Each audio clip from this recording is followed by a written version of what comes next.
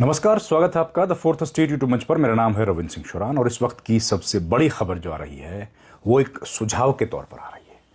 खबर ये आ रही है कि देश की वित्त मंत्री, लंबे समय से वित्त मंत्री हैं, महिला वित्त मंत्री निर्मला सीतारमण के पति प्रकल्प प्रभाकर, जो कि एक जाने माने अर्थशास्त्री हैं और बहुत विद्वान अर्थशास्त्रियों में जिनको शुमार किया जाता है, उन्होंने एक बहुत बड़ी बात, बहुत बड़े सुझाव के तौर पर ओपोजिशन के लीडर्स को, ओपोजिशन पार्टीज को दिया है। उनका कहना है कि ओपोजिशन को तुरंत चुनाव का बहिष्कार कर देना चाहिए। एक दूसरा, इसी वक्त ओपोजिशन के सभी नेताओं को, सांसदों को जाना चाहिए राष्ट्रपति भवन में और राष्ट्रपति से मिलकर तुरंत प्रभाव से इस्तीफा दे देना चाहिए। इस्तीफा दे देना चाहिए। कौन कह रहा है ये बात? प्रकल्प प्रभाकर, जो कि वित्त मंत्री निर्मला सीतारमण के हस्बैंड हैं, पति हैं। उन्होंने कहा, एक लंबा एक इंटरव्यू असल में उन्होंने दिया है एक यूट्यूब चैनल को, और उसमें उन्होंने कहा है कि आपको मतलब पॉलिटिकल पार्टीज को, ओपोजिशन को लगता है कि इस चुनाव में धांधली हुई है, अगला चुनाव ठीक हो जाएगा, अगला चुनाव ठीक हो जाएगा। ऐसा कुछ नहीं होने वाला है। उनका कहना है कि आप चुनाव में भागीदारी करके इलेक्शंस की केवल लेजिटिमेसी प्रूव कर रहे हैं और आप उसकी जो भरोसा है लोगों का, वो भरोसा खाली आप उस इलेक्शन में पैदा करने की कोशिश कर रहे हैं, इसके अलावा और कुछ नहीं कर रहे। बहुत बड़ी बात उन्होंने कही है और कहा है कि सुझाव दे दिया है कि आपको तुरंत बहिष्कार कर देना चाहिए और इस्तीफा देकर सड़क पर कूद जाना चाहिए, सड़क पर उतर जाना चाहिए। बिहार चुनाव में जो नतीजे आए हैं वो हम सब ने देखे हैं, आपने भी देखे हैं। बिहार चुनाव के नतीजों, अब सब देखिए, बड़ा सवाल क्या है? बड़ा सवाल ये उठ रहा है कि भाई इस नतीजे में गलत क्या है। बिल्कुल सही बात है। क्या गलत है इसका कोई सबूत नहीं है, किसी के पास कोई प्रमाण नहीं है। दूसरा, राहुल गांधी ने जो इशू रेज किया है निष्पक्षता का, क्या इलेक्शन में निष्पक्षता हुई है? अगर हम लोग पहले से बात करें, एसआईआर जब से शुरू हुआ, एसआईआर की प्रक्रिया शुरू हुई, तब से निष्पक्षता नहीं दिखी। क्या दिखा है कि चुनाव आयोग अपने हिसाब से, किसी एक राजनीतिक दल को लाभ पहुंचाने के हिसाब से पूरा काम कर रहा है। और जो इलेक्शन कमीशन की ड्यूटी है लेवल प्लेइंग फील्ड या इक्वल फील्ड जो है तमाम पॉलिटिकल पार्टीज को देना, चुनाव आयोग वो काम करते हुए फिलहाल नहीं दिख रहा। एसआईआर में ऐसा देखा गया। मामला गया सुप्रीम कोर्ट और सुप्रीम कोर्ट में अभी तक मामला लंबित है, चल रहा है, उस पर कोई फैसला नहीं हुआ है।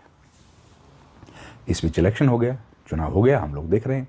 चुनाव की घोषणा हुई, चुनाव खत्म हो गया। चुनाव के नतीजे इतने ज्यादा अप्रत्याशित आ गए हैं कि अब लोगों का कहना है कि कहीं ना कहीं बड़ी गड़बड़ की गई है।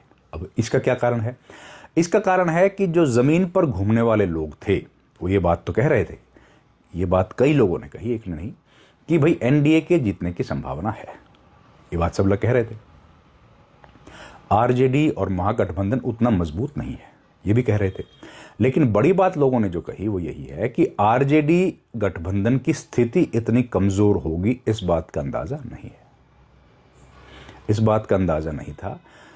200 से ज्यादा सीटें जीत जाएगा एनडीए का गठबंधन, इस बात की संभावनाएं किसी ने व्यक्त नहीं की थी। वोट परसेंटेज में करीब 8% का फर्क है एनडीए में और महागठबंधन में। वोट परसेंटेज के हिसाब से आज भी आरजेडी सबसे ज्यादा बड़ी पार्टी है और उसका रीजन यह है कि शायद आरजेडी ने जो सबसे ज्यादा सीट्स पर चुनाव लड़ा था वो इसका कारण होगा, वही इसका कारण है। बीजेपी का जो स्ट्राइक रेट है वो ऐतिहासिक है। इतना % स्ट्राइक रेट आज तक इतिहास में किसी को नहीं आया। जो बीजेपी के अलावा जो दूसरी पार्टी है जेडीयू, उसका 80% से ऊपर, 84% के आसपास स्ट्राइक रेट। और यही बात आज केसी वेणुगोपाल ने भी कही। उन्होंने कहा है कि जब प्रचंड बहुमत कांग्रेस पार्टी को मिलता था, ऑपोजिशन वीक थी, उस दौर में भी इतना ज्यादा बहुमत नहीं मिला था जितना कि बिहार में मिल गया है। दूसरी बात, ये सवाल क्यों खड़े हो रहे हैं? देखिए, नीतीश कुमार 20 साल से मुख्यमंत्री हैं। नीतीश कुमार का सेहत पर कई सारे प्रश्न खड़े हुए, आज भी खड़े हो रहे हैं। ऐसी स्थिति में नीतीश कुमार को लोगों ने इतना पसंद कर दिया कि उनके नाम पर सब लोगों को जिता दिया। आप देखिए, जो उपेंद्र कुशवाहा की पार्टी है वो सब सीटें जीत जाती है।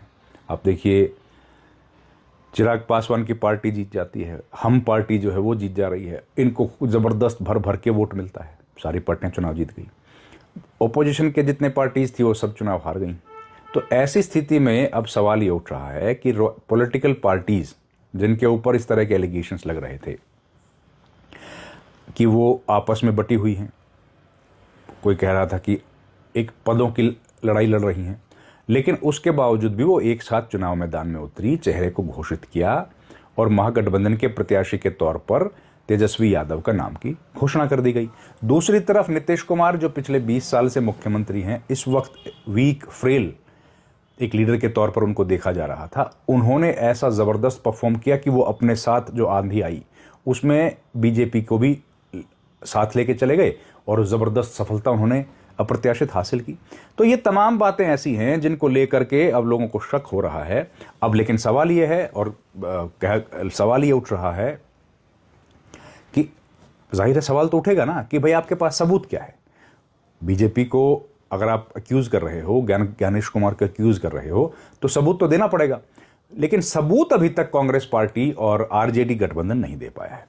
इस बीच ये सब तमाम सी चीज़ें आ रही हैं कि सबूत, देखिए सबूत तो नहीं है, फिलहाल तो कोई सबूत नहीं है, लेकिन सबूत 1 साल लग गया था बीजेपी कांग्रेस पार्टी को, राहुल गांधी को देने में सबूत, जब उन्होंने हरियाणा विधानसभा चुनाव से जुड़ी एक चीज़ दी। इतना ही टाइम उनको लग गया था जब उन्होंने कर्नाटक विधानसभा चुनाव, कर्नाटक की एक विधानसभा के बारे में कहा, आनंद के बारे में कहा। तो पहली जो प्रेस कॉन्फ्रेंस थी उसके बारे में, महादेवपुरम के बारे में कहा, 1 साल लग गया था। आज जब सवाल खड़े हो रहे हैं कि 1 साल लग गया वोट कटने में, वोट जुड़ने में, तो अब बिहार विधानसभा चुनाव जो है उसके बारे में अगर कोई आकलन करना होगा तो उसमें कितना समय लगेगा, वो है बड़ा सवाल। क्या बिहार विधानसभा चुनाव में अगर कोई गड़बड़ी है तो उसको कभी विपक्ष उजागर कर पाएगा? अगर कर पाएगा तो कितना समय लगेगा, पता नहीं। हालांकि ये कहा है कांग्रेस पार्टी के लोगों ने कि भाई वो 2 सप्ताह में गड़बड़ी हुई है उसका रिजल्ट लेके आ जाएंगे।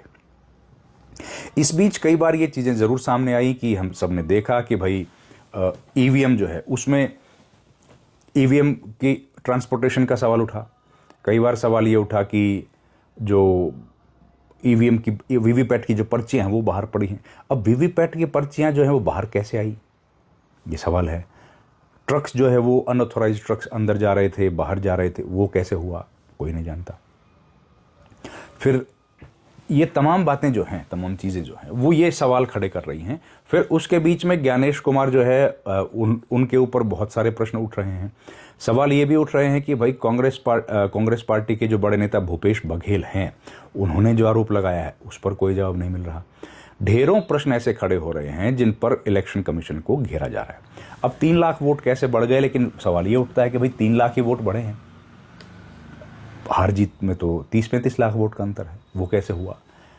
तो अब ये सवाल है कि जब ज्ञानेश कुमार को रिक्वेस्ट किया गया, शिकायत की गई कि 10,000 रुपये लोगों को जो दिए जा रहे हैं वो बंद होने चाहिए, उस पर कुछ नहीं हुआ। ऐसे करके ढेर सारे प्रश्न ऐसे खड़े हो रहे हैं ज्ञानेश कुमार पर, उनकी कार्यशैली पर, कि शक के घेरे में है। लेकिन सबूत जहां तक है उसका कोई सबूत है नहीं। कांग्रेस पार्टी से बार बार जब पूछा जा रहा है, उनके नेताओं से पूछा जा रहा है कि भाई सबूत क्या है, आप लोग इतना बड़ा एक्विजिशन कर रहे हैं। कांग्रेस पार्टी ये भी कह रही है कि भाई ज्ञानादेश ही जनादेश है, ज्ञानेश कुमार ने जो आदेश दिया वो जनादेश बन गया।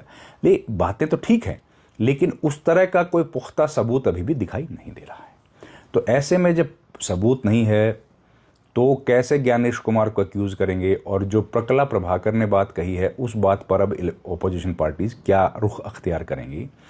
सवाल ये भी उठ रहा है कि जो 25 विधायक जीते हैं या जो 24 विधायक जीते हैं, उन विधायकों के साथ क्या अब रिजाइन करने वाले हैं तेजस्वी यादव, और क्या कांग्रेस पार्टी के विधायक भी रेजिग्नेशन दे देंगे? अब ढेरों सवाल उठ रहे हैं और उनके जवाब की तलाश में हम लोग भी हैं, मीडिया भी है। उनके जवाब आएंगे तो आपके साथ साझे करेंगे। इस वीडियो में इतना ही दोस्तों। आपसे रिक्वेस्ट है हमारे चैनल को लाइक कीजिए, शेयर कीजिए, सब्सक्राइब कीजिए। साथ ही आपसे रिक्वेस्ट है कि आप हमारे चैनल को प्लीज़ ज्वाइन भी कर लीजिए, जिससे हमें थोड़ी सी आर्थिक सहायता भी प्राप्त होगी। आपका बहुत बहुत धन्यवाद। थैंक यू वेरी मच, नमस्कार।